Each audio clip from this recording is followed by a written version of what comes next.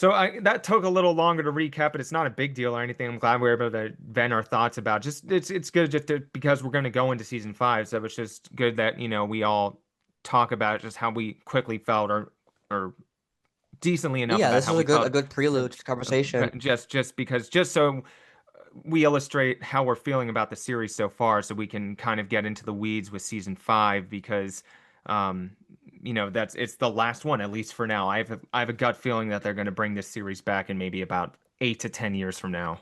Yeah, it's possible. I wouldn't even be surprised if it was 5 years because 5 years, I wouldn't be surprised either. yeah, because I think with Dexter being at its new prime that he hasn't had since season 1 of the original show, they could want those two things to coexist, like how New Blood came out the same year as season 3. Sure, Um, yeah. so I wouldn't be surprised if it's in the not so distant future. Um, you know, he has a way out, and that's through Will Bittelheim. He might owe Joe Mm-hmm. a few favors. Um, so I want to start with a rundown how it begins. As expected, another new setting and introduction of new characters leads to a natural conflict that will then kick the rest of the season off. I think this one has one of the most natural, logical progressions there. Um, it's simply Joe looking out for Kate, accompanied by a sibling of hers that isn't out to get her. But when that doesn't pan out smoothly, well, Joe has other ways, but initial expectations are subverted when we learn that he's at least trying to hold himself back. And so Kate gives him the green light. But now that he's gone through with it on green, everything goes red. Due to the nature of who Father Tom Lockwood was, uh, the brother, the brother of Joel's first victim, Uncle Bob, who he raised his children to be, and the impact that not raising them all equally in love and support obviously had, this debt does not go unquestioned. So with Kate still being a target, now with extra suspicion of her, given why Uncle Bob might have died, tension starts to break loose among all the Lockwoods and accompanying spouses, particularly with Reagan, one of the twins who is coming for the Lockwood throne and was tipped off by Uncle Bob on her previous sins in response to a philanthropical way played she made on behalf of the entire board. Um, so what are your thoughts on? I think, and we'll get to Maddie in a moment after we get to the Lockwoods, but we talked about it briefly. But like rehash like your thoughts on the Lockwood storyline. Oh boy. Okay, here we go. So on an initial watch it like with season four, the sorry, like with season four, the initial watch through of season five, the Lockwood family storyline, while engaging, very engaging, I like it a lot, man. I like it a it- lot.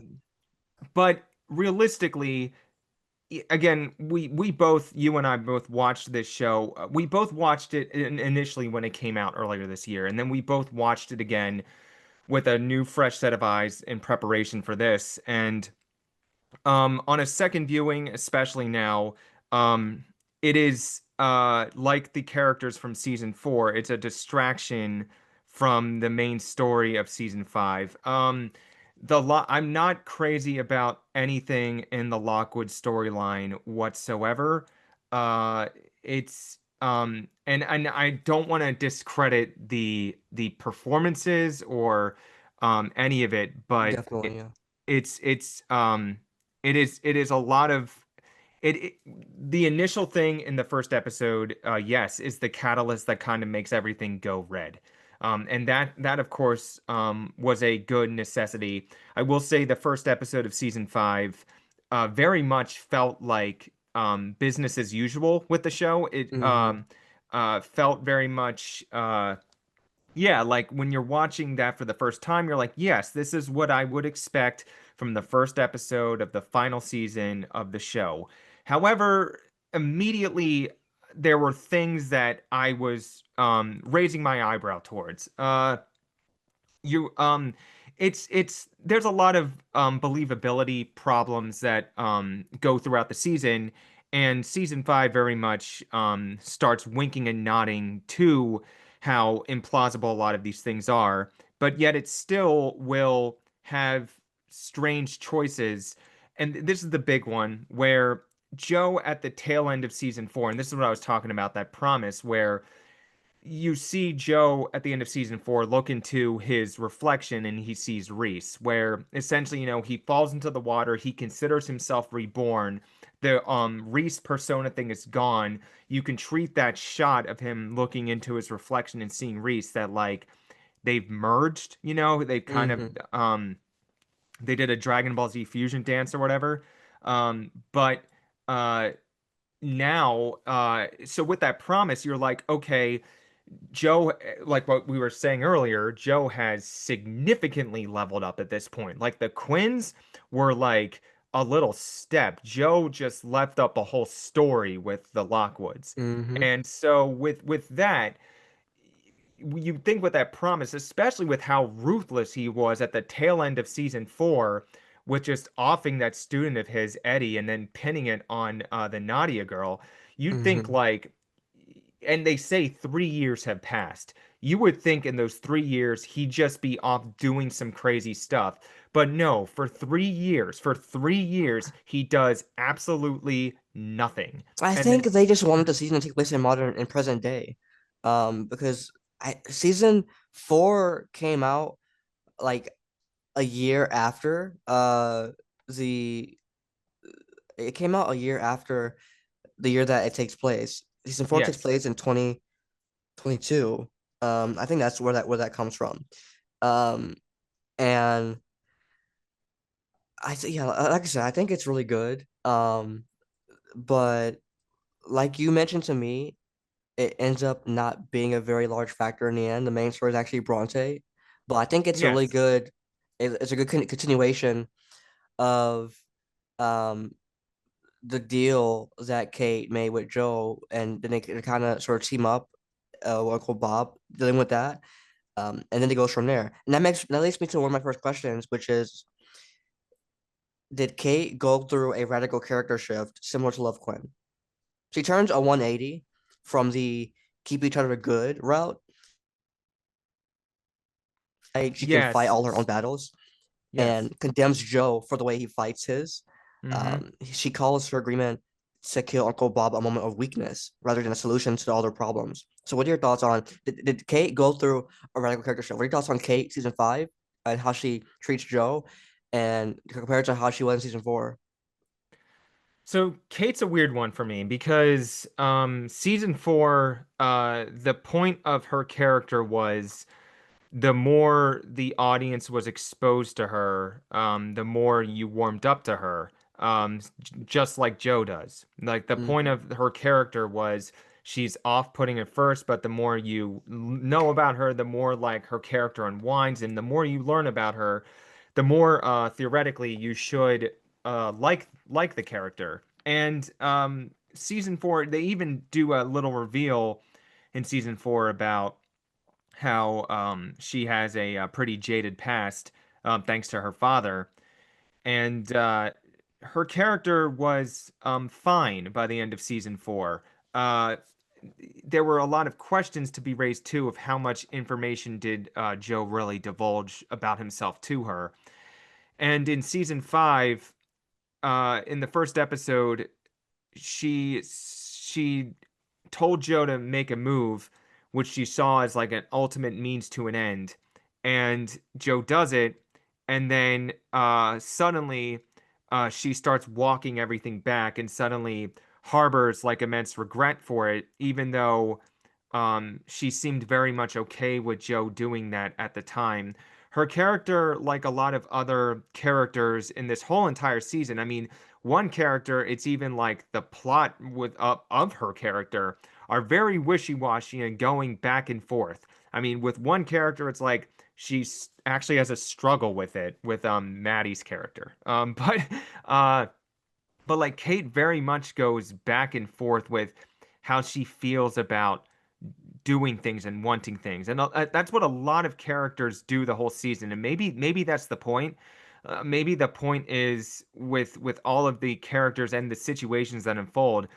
Maybe it's a especially because of that last line in this season, but maybe the point of the season is to go back and forth because that's what the show kind of has been, where the audience kind of goes back and forth on how they feel about Joe and how they feel about things happening because you condemn, of course, everything that Joe does, but then they make him a very sympathetic villain where at least initially you kind of with certain things you see where he comes from. You're like, you're still wrong, but so it's like a duality kind of thing, and it makes you as a viewer just kind of feel contrasted, and it makes you feel like you're contradicting your own thoughts all the time. And maybe that's the point of season five. But Kate's character went back and forth a lot. However, she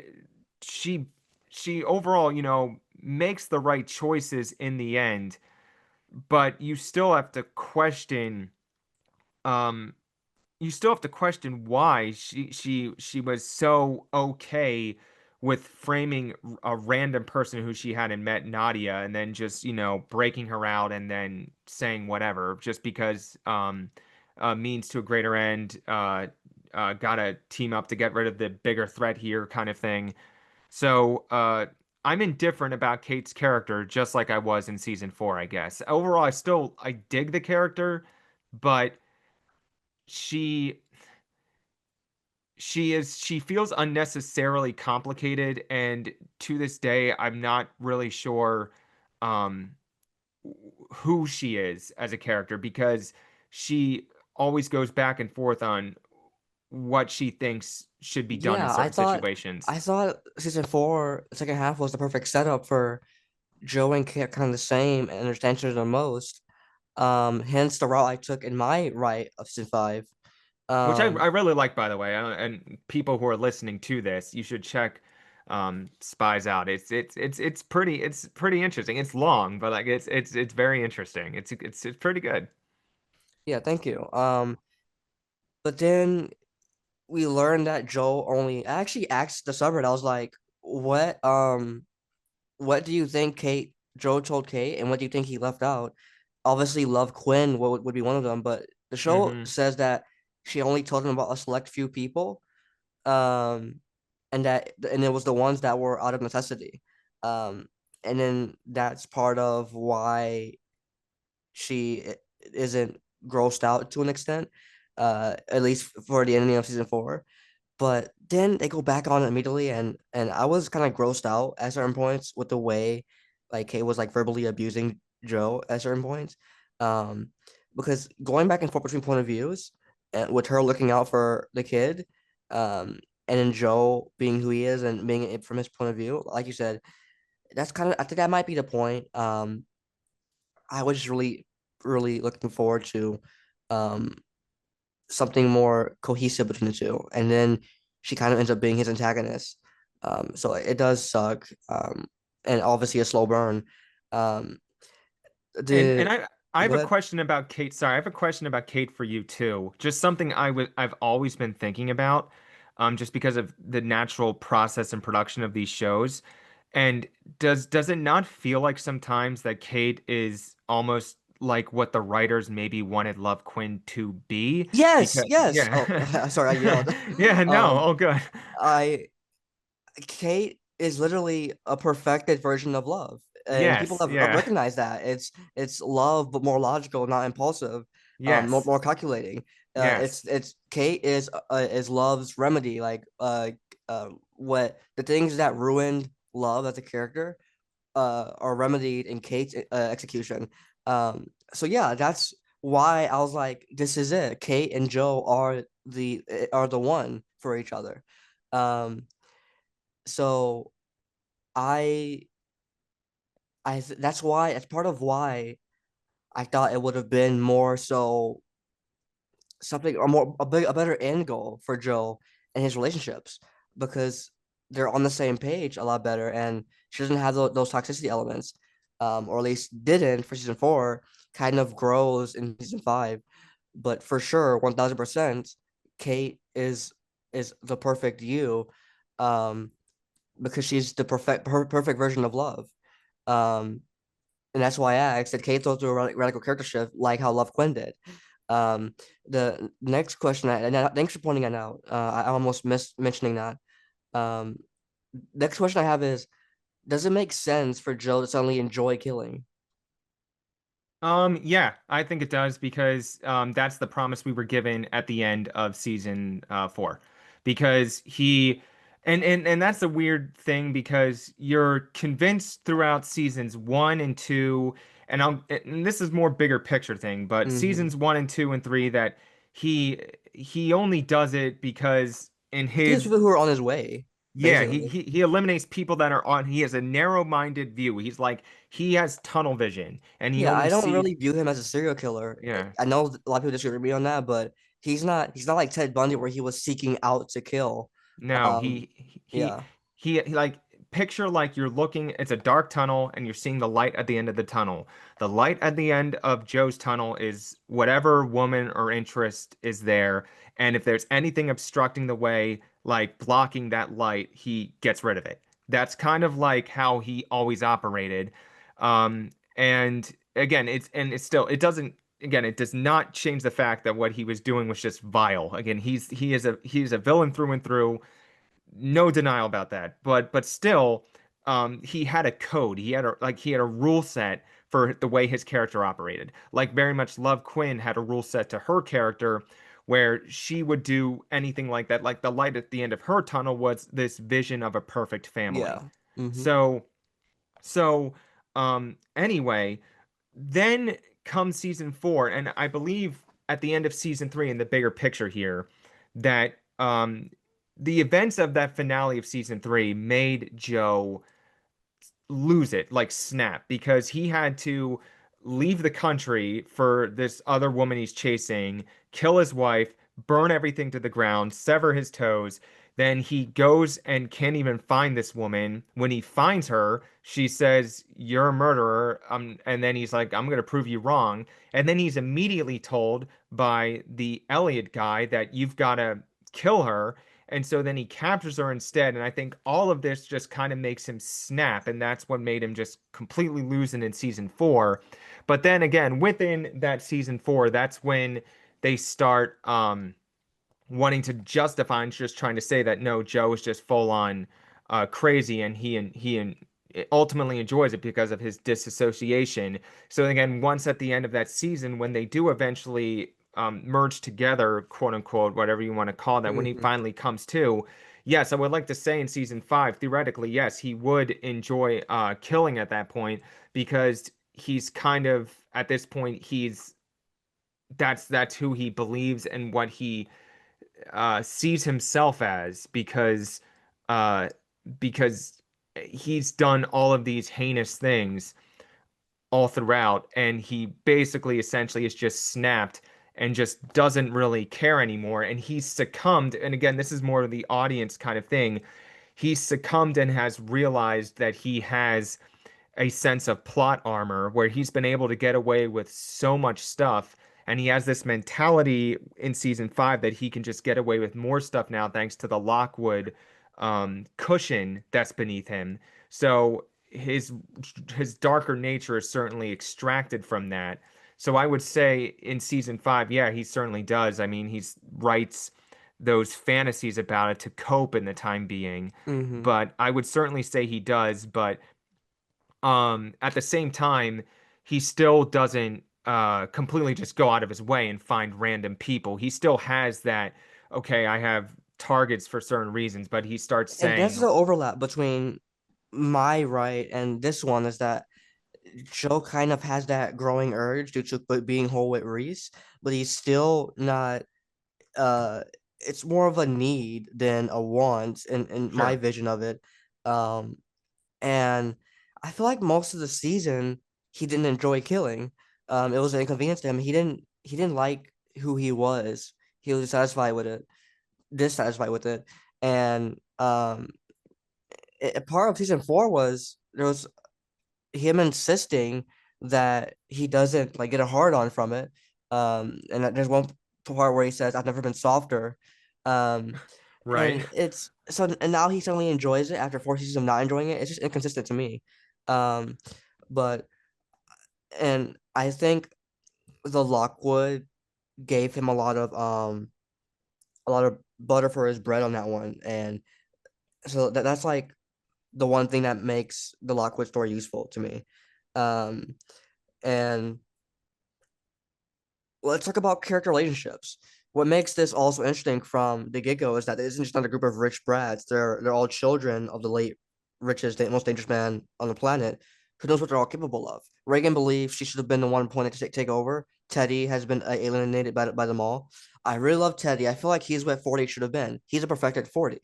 And Yeah, okay, yeah, okay. Uh-huh. I see yeah, that. yeah, and especially his dad, except for Kate, and I'm you see the overlap, like Kate and Teddy, 40 in love. Yeah. Well, he's what the imaginary Reese was supposed to be as well for Joe, but real. They had some kind of, I don't know if kinship is the right word, but they were on the same page. Um, Joe obviously couldn't stand 40, but 40 idolized Joe. Um, but in this one, they can actually get along and vibe, and it's a good thing. It's a plus for Joe. Um, so seeing that relationship build and then fall was really good as well. That's how you build a character. Um, I like to think of him as 40 done right. As I said, Maddie is a free spirit who has a thing for Joe and is always at war with Reagan, which is the opposite of what we got the last time we had twins on the show. Um, and in the meantime, we were also introduced to the highly anticipated Bronte, which we'll get to soon. But Reagan shows no signs of getting better before everything gets worse. So Joe is closes in on her without Kate's approval. This is where a lot of creative loop-de-loops were made. And I don't mean for a momentary shock factor like Adam's golden shower moment. This actually heats things up for a story that lasts the rest of the season. And what seemingly is about to be a quick scoop from the Lockwood office building and into the cage, it's interrupted by a sexual assault. But before Joe can chime in, the two cut their skit, revealing that it was actually a fantasy being played out between her and her partner, which Joe has to improvise his way out of by first locking Harrison up in a supply closet, and not her partner, but her lover. Um, but even that's at the end of it because it's later revealed that the one who managed to get locked in the cage was actually the unmarried one, uh, meaning Joe was inconvenienced by an affair, which is only the tip of the iceberg between these guys, if you can believe that. Um, Now I'm going to circle back to Bronte, another manic pixie dream girl with a huge passion for books, writing, and a very grounding soul. She falls into Joe's lap as everything he could ask for by weaving her way into movies to tend to the abandoned books. But she's still not enough for Joe to forget that he's a happily married man at first, with a family that he's probably a part of. Um, and that is until Kate discovers a distaste in Joe when he opts to continue killing those that are after them. After, she doesn't even like that he was initially writing fiction after his desire to kill as an alternative to actually doing it. She almost turns a coin completely on him. In fact, the keepers are good remains, but not in the sense that she's trying to understand him and being pathetic about why he is who he is, but instead taking it personally and resenting him for it. In other words, making Joe feel bad for who he is after he shut himself with her. So Kate doing what Joe did, does that sound familiar? Yeah. It's what happened. Yeah. Kate is doing what Joe did to Love Season 2, a sudden distaste and resentment, and I think it was For the most part. delusion. I think A Love little bit. seeing with 40 in the bathtub, hallucinating about him. I think it was a bit delusional. Like saying that Joe makes her feel bad for being her when they aren't on the same page about the approach and how impulsive she is. Um, I think she was a bit entitled for to wanting Joe to feel a certain way. But as a result, he of that resentment, he naturally develops his interest in Bronte, which I do understand.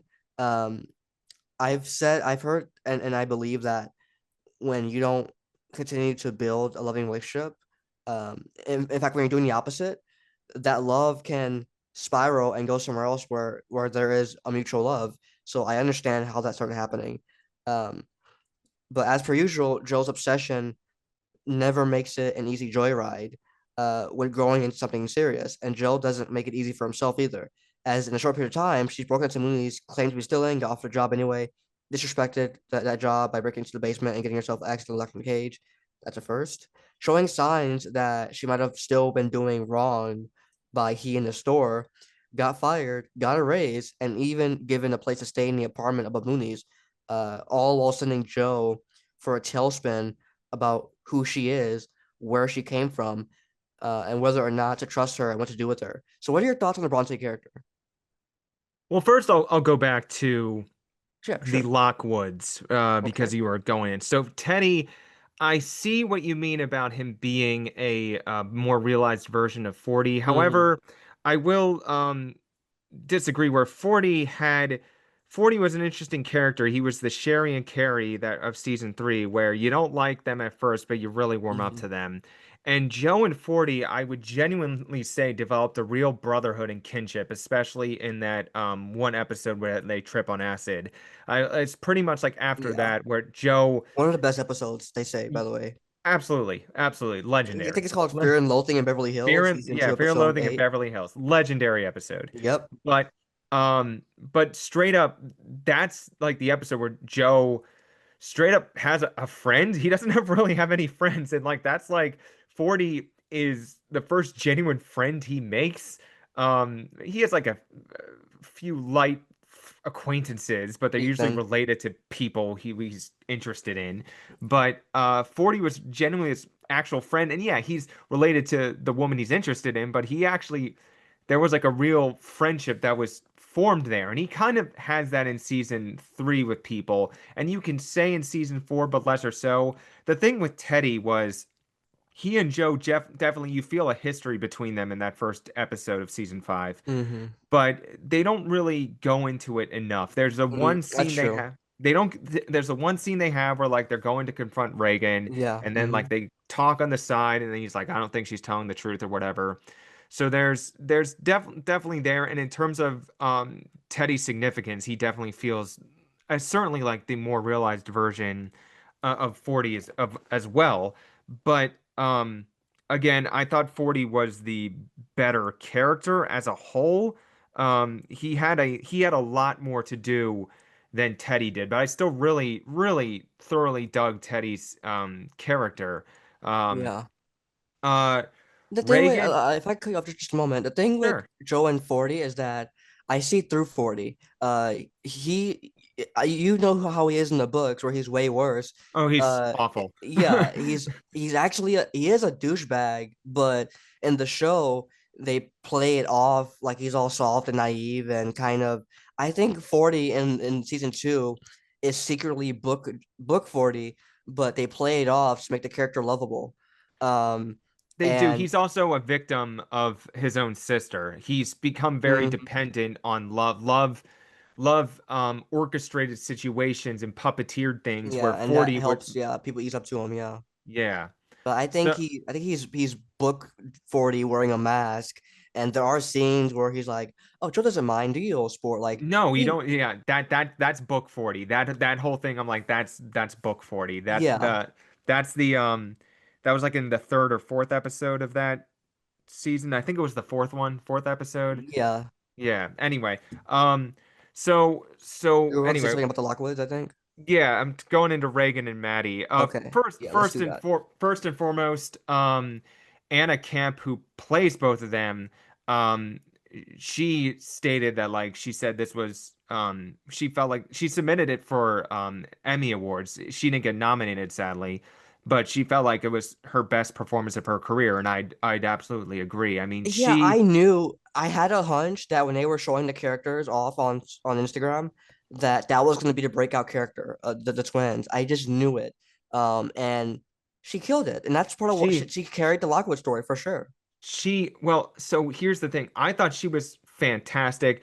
I didn't I thought her character was pointless, both of them, but I thought she was insane, crazy good. Mm-hmm. Um especially in conveying both of those characters, and then she had to go to a point where she had that manic scene in the bathroom where she had to switch between Mm-hmm. both characters. And I imagine that took a That was lot of phenomenal, by the way. that took a lot of practicing to get right, because you have to Mm-hmm. read that script, you have to memorize the lines, then you have to switch the voice inflections. So there's a lot. She was, in terms of an acting performance throughout the whole season, she was probably the best actor, even surpassing Penn, who played Joe. But the character itself, I didn't really feel, again, she was part of that Lockwood story, which I feel they could have cut or shortened to make for a more rewarding season. Um, and that's mainly just because there's just a lot of bickering and family drama. The unfortunate thing is I 100% saw the switcheroo coming, where Joe grabbed the wrong twin. It felt painfully obvious just because they had twins as a setup, so you knew something was Hmm. going to That's go fair. awry. You knew they wouldn't put in twin characters like that played by the same actress unless there was a significant spin or fun I reason also narrative like wise. that her thing in the cage was that she's not a she's not a hostage. Joe is for doing what he did. Yes, And that that was a good inversion. I yeah, will give that. That was a good yeah. inversion to the norm. I Um, was also expecting a twist where the twin that was killed is actually reversed. I was expecting that where part of I Joe's was too. downfall. I was Yeah. too. That's the, and I was wrong on that. I called Mm-hmm. the initial swap, but I was all like you. I was expecting that they were going to do that little move too. And I'm glad, given her story, I'm glad they went the way they did, and I liked the way her story ultimately resolved. I still find it pointless, but I still Mm-hmm. like. Does that make sense? Like Yeah. I found it pointless, but I liked her story still. Yeah. I guess like I'm seeing things big picture wise. So I guess that'll bleed into Bronte's character, Louise Flannery. Um, so from the start, I will say my two favorite episodes from season five were episode 6 and episode 10. And episode 6, the Dark Phase Mm-hmm. of Love episode. Um, I thought that episode was fantastic. It's a Rashomon episode where she's being questioned and she has to explain and basically do a catch up to the audience. Have you ever seen the Knives Out movies? No. No? I've heard Okay. they're pretty good though.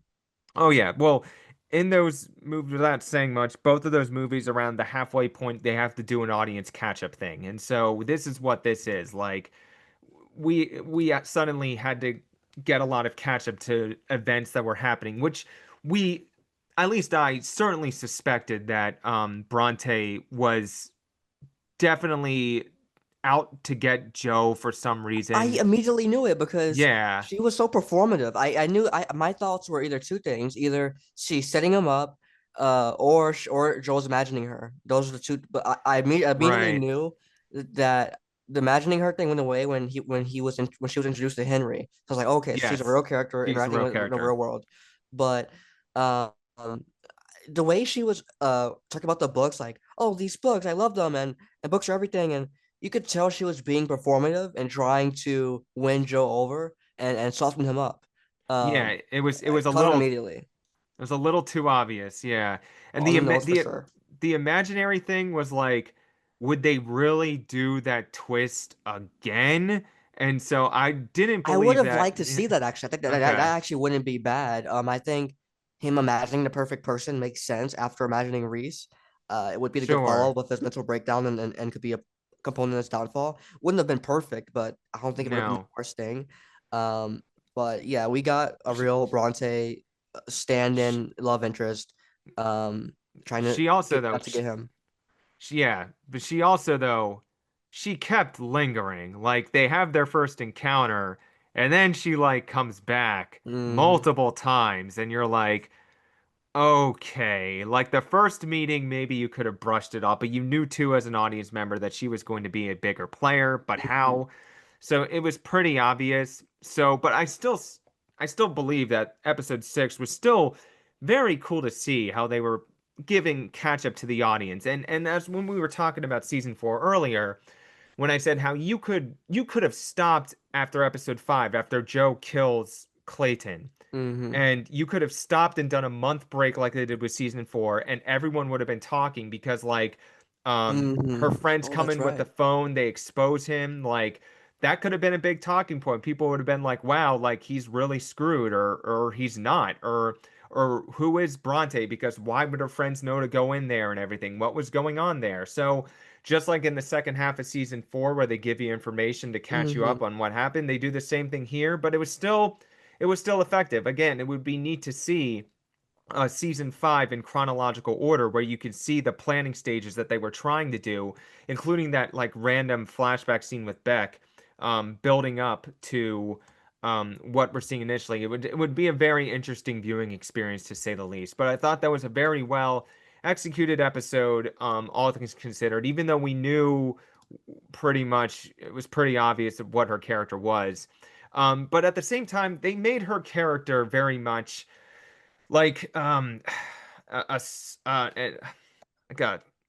like an avatar, if you will, for the audience, because she she goes in with an objective to get rid of Joe because she thinks he's a bad guy.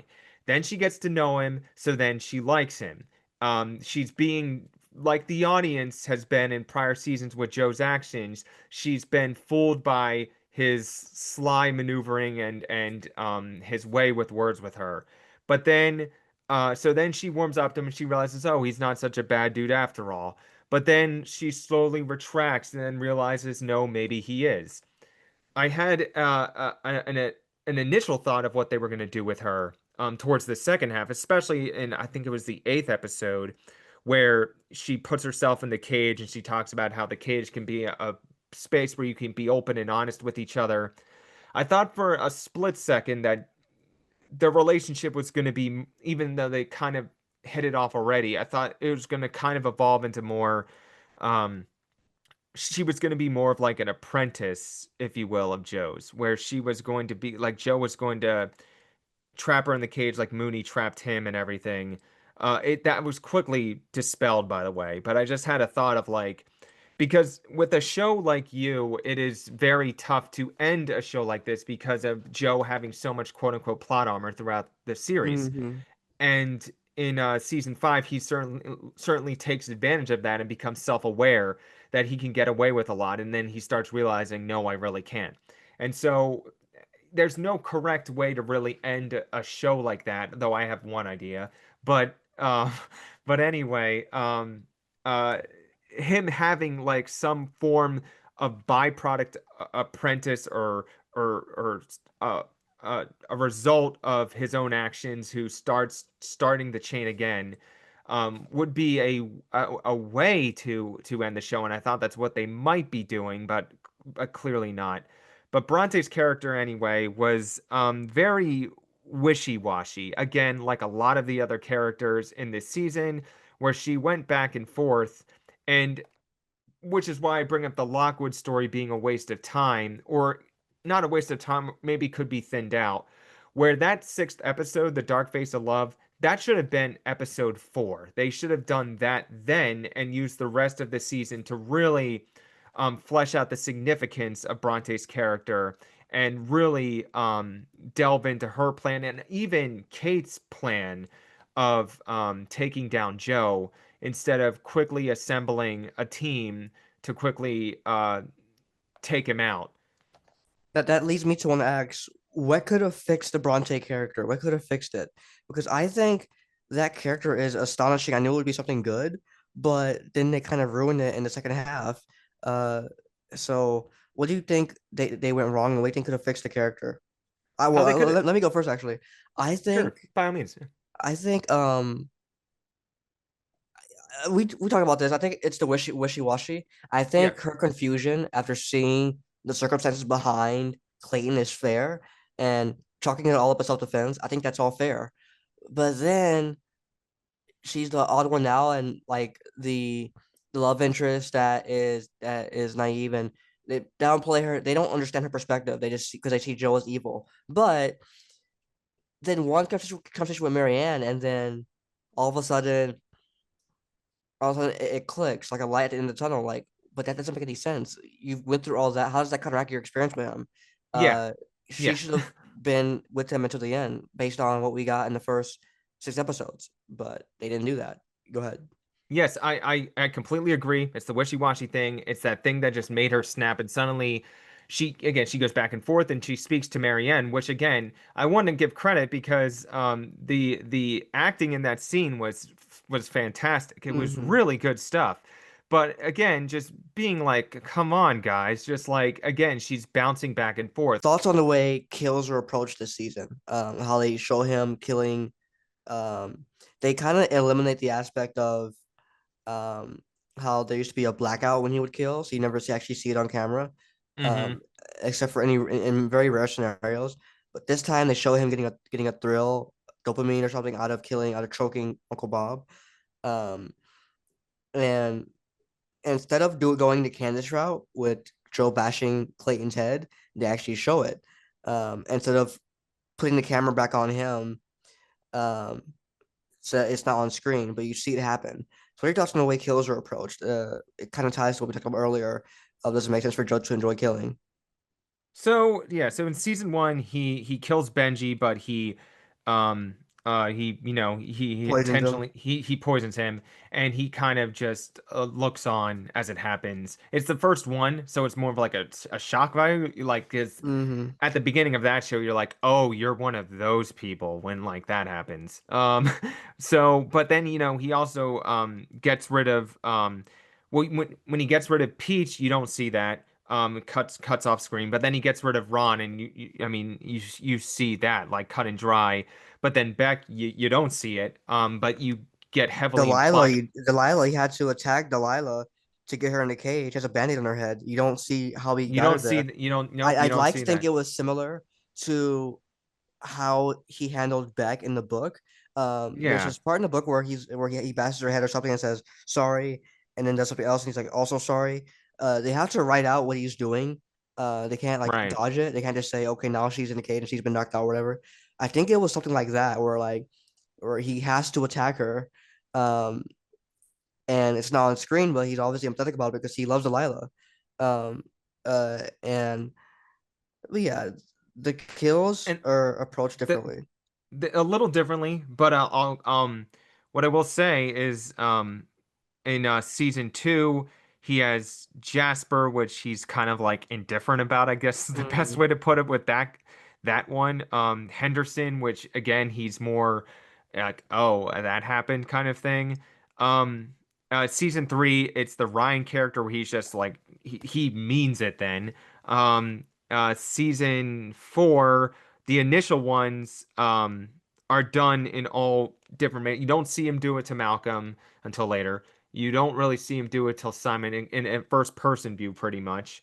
Um, but the thing with season five is yeah, you see him do it in a different, unique approach to the Uncle Bob character, with like handcuffing his one arm. But straight up, you see him straight up take out and attack Maddie, um, when he has to do that. Like everything he's doing this go around is completely telegraphed. Versus, as you really well pointed out, like about half of his priors you don't really see, or they're done through different methods. This one, they telegraph every move he makes against everyone. Like And it's when they showed him imagining himself bashing Maddie's head, I screamed like that. yeah, Ooh, shock factor. yeah. So they're telegraphing everything this season because they're just trying to clearly illustrate that he's completely unhinged. I mean, even in season four when he killed the Eddie character, you don't see that. You do see it, but you don't see him actually do it. So Hmm. um yeah, they're clearly just trying to telegraph that Joe at this point has completely um after Kate gave him the green light, which became the red light of downfall, as you said way earlier, they're showing you everything because um, I believe they are trying to really just not have you want to in any way, shape, or form root for Joe Right. at all. They're really just trying to say like this is it. Please do not try and get on this character's side. That he hardly does he frankly doesn't really do anything redeeming at all. And And if he does, this is stuff you've seen him do before. There's like his charming of Bronte slash Luis. You've seen this done before. Him trying to really like be calm, cool, and collected when he's talking to Maddie and what's the husband's name? Uh the what's his name? Um Harrison.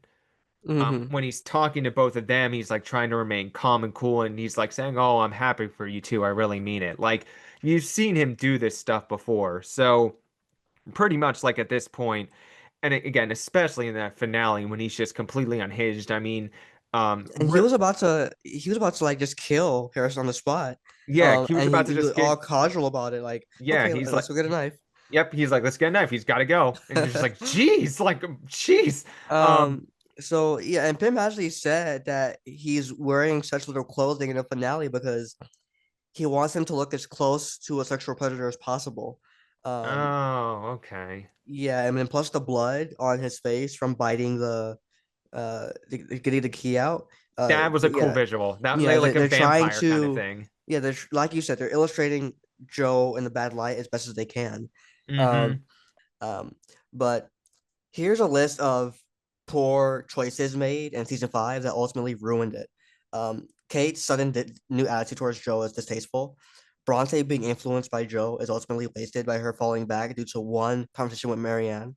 Joe I would gets agree with both. Joe gets taken down by a group of social media crazies instead of predominantly legacy characters that were either absent or underused. Clyde, Annika, Ethan. And by the way, I called that. I called that they would bring in a sibling of Beck. They Uh, did. He was very brief because I was like, huh? And like, oh, okay, all and they right. and I knew those characters. I knew those characters existed for sure. Um, Yeah. they could have thrown an Anya in there as well, but I'm happy with they used Clyde. And lastly, Kate Bronte. This is the worst one. Kate and Bronte shouldn't have survived. That was extremely silly, extremely idiotic. Makes no sense that they survived. It just makes no sense. Kate surviving was silly. Bronte, I'm okay with Mm, um, because she kind of had to be the one to survive in that kind of situation, a very much like a final girl in like a horror movie where she needs to be there to tell the story and also to kind of close the loop about Beck's book, The Dark Face of Love, about her actually yeah, getting the correct version of that story at narratively, there. it makes sense why they had to go that route. But it, I get where you're coming from. I yeah, do I do get it, especially there's like a really thing where she gets shot and her ankle's already messed up and you're just like how? But I will say the one sequence where Joe goes, "Do you want to know how I killed Beck? This is how." And it's like you're like, "Geez." But yeah, I see what you mean on that one, but again, narratively it does yeah, it was a ultimately necessity. They should have dialed yeah. back a bit on her injuries to make it more But realistic. yeah, however, Um, I do agree with I do agree with that one though. yeah, but yeah, here are great decisions that went to waste. Uh, Having Bronte someone who hadn't interacted with Joe previously through knowing Beck makes her not just an internet person. So internet crazies I don't like, but Bronte, there's actually a connection there. Yeah. Storyline, next thing is storyline among Lockwood's clashing with Joe in the mix. Um, that was it was decent, but like you said, uh, was kind of separate in the end.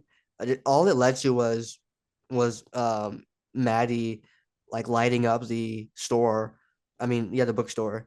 All Yeah, that's all it really led absolutely. to. But it was kind of dumb that they said that she didn't have to do time given the circumstances. Hmm. That didn't make any sense. She should have done some. They should have gave her some time. Like they said that she got consequences, but just not had to do time. They had it She was had there to do was like community service or something like that. yeah, yeah. Next thing is very great use of Will. Um, I love Will. He's one of my favorite characters. I'm glad that they used him and stopped pretending he didn't exist. Uh, I really wanted to see some kind of collaboration They between the two. It works really well. Yeah, they did. They had a really good passing line, which I did not catch the first time, but I caught the second time because I'm like, yeah, Joe helped Will. Why would Will be doing all this? But Will says, you did buy me my house. And I'm Hmm. like, oh, okay. That works. And anyway, Yeah, plus let him go. Like that relationship is very strong. I like it so yeah, much. yeah, I hope they use him. He's a factor in how Joe like gets out of jail in the revival potentially. Um, sure. the next one is fair use of legacy characters, albeit not to the degree that they should have. They should have. It was underused. They should have like we got Paco, we got Ethan. Um, Briefly, they should have if used that. these characters properly, but instead it's a very passing like compilation. I hate it. Uh, So I have mixed minds on that one, and I hate it too. I do, but I'm trying to, and I want to know like, and I there's no way of knowing this, but like, what was the budget for this thing, and True. and These because they characters filmed, aren't. It's not Ellie like in Ortega. I no, it's understand not. that. Yeah, like they filmed this in New York, and it's not cheap to film in New York. True. Their main cast, uh, only 5 people, which is the smallest main cast they've had for the entire series run. And hiring actors for just quick little scenes, uh, is probably a day's work, I'd say. They're gonna want to do multiple takes and the process of getting them there and shuttling them there and doing everything.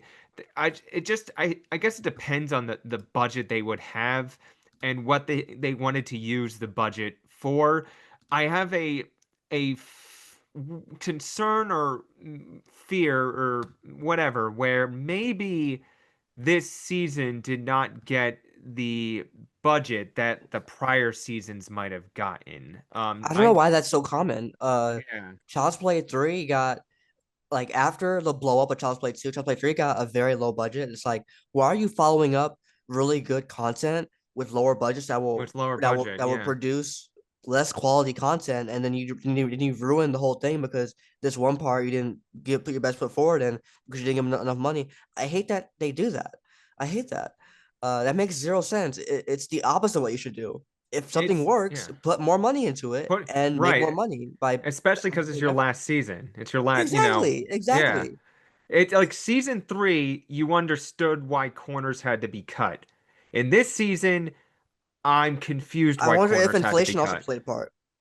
Yeah, maybe. I'm just more. It feels like they probably had I mean, they were using the Mooney set frequently, the Lockwood set frequently, the Kate's apartment set frequently. Um so it's I don't know. It feels like it possibly could have been a lower budget than prior seasons. Season 4 felt like it had a monster budget. Season 2 felt like it had a monster budget. And even season 1 did in some ways. But I just don't know. So I agree that the legacy characters should have been there more. The question is did they have enough to properly pay them and to make it work? And when you have to work within a budget, I guess if they met their budget and that's what they could do, I guess it was good enough. But in terms of like, hey, us as viewers, yeah, no, it wasn't that great. Um, it's looking like season 5 got around the 3 million per episode budget, Okay. which adds up to Okay. like 30 million. Mm-hmm. I'm not seeing anything for season 4. Um, but I do remember that they were gonna film. It was gonna be more in Paris, but then it cost effectively they shrunk that Yeah. to mainly I, do I London. yeah. Because I they think film a lot. season 4 They're budget. filming the next 2 Marvel movies in London right now. Oh, really? Yeah, they're filming the new Spider-Man movie and the 2 Avengers movies. They're filming them both in London right now. So the budget looks consistent. There's not enough information on it though, but it's being alleged that they all got around $30 million budget. That's Okay. what it says, but I think there's holes in the source. Okay. Um, but obviously 30 million goes less farther as the years go by. True. And So it's in New maybe, York. yeah, and maybe they should have upped it by like 5 to 10 million each season.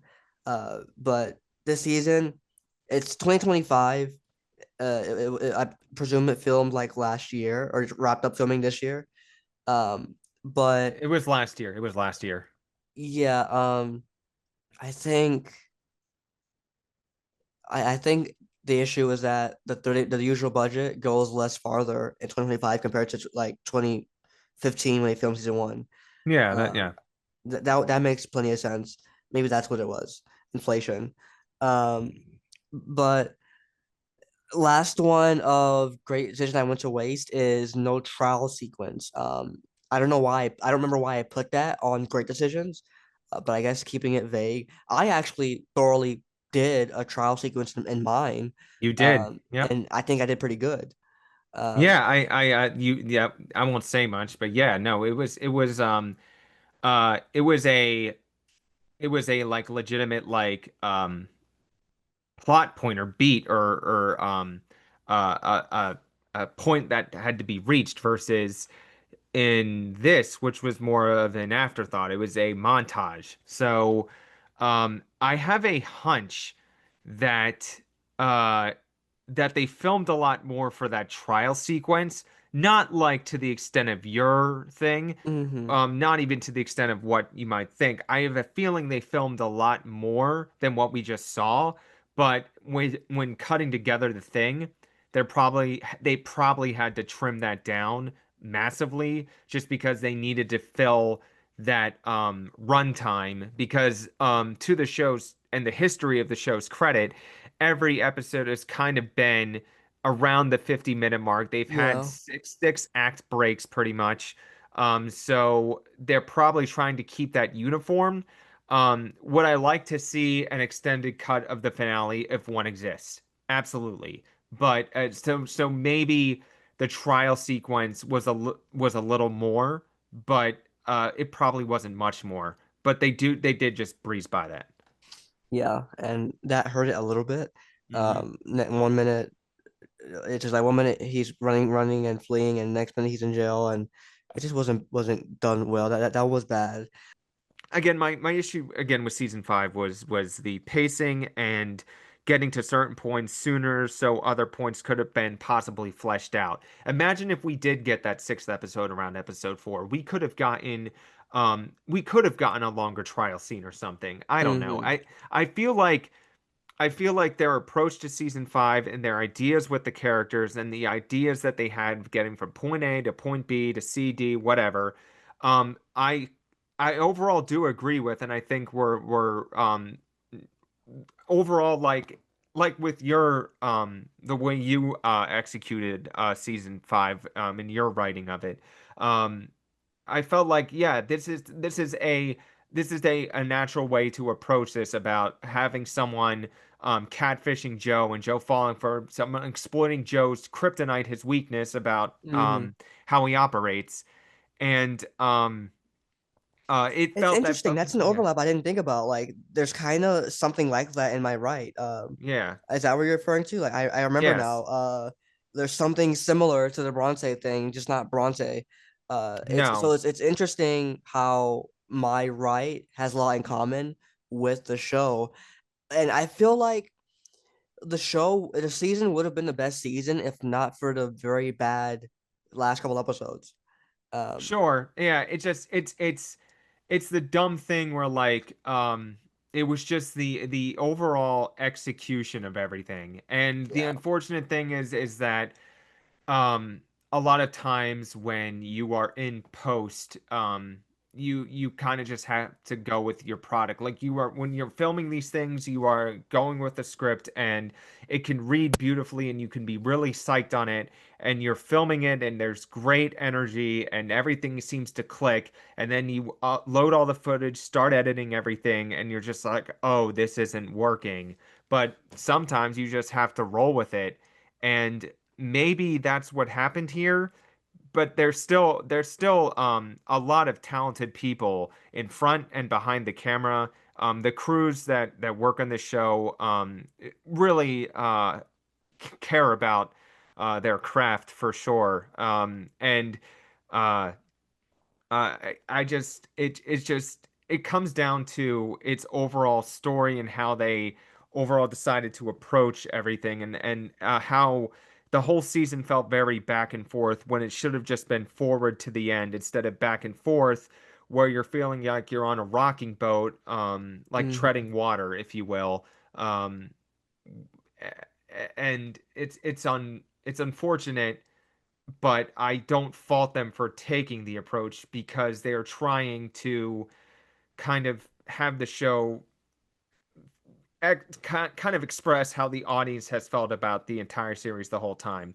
Yeah. There's no great way to end a show like You just because of the nature of Joe Goldberg. There's no perfect way to end it. I agree. They definitely could have done better though than what they gave us. Uh, Absolutely, yeah, yeah.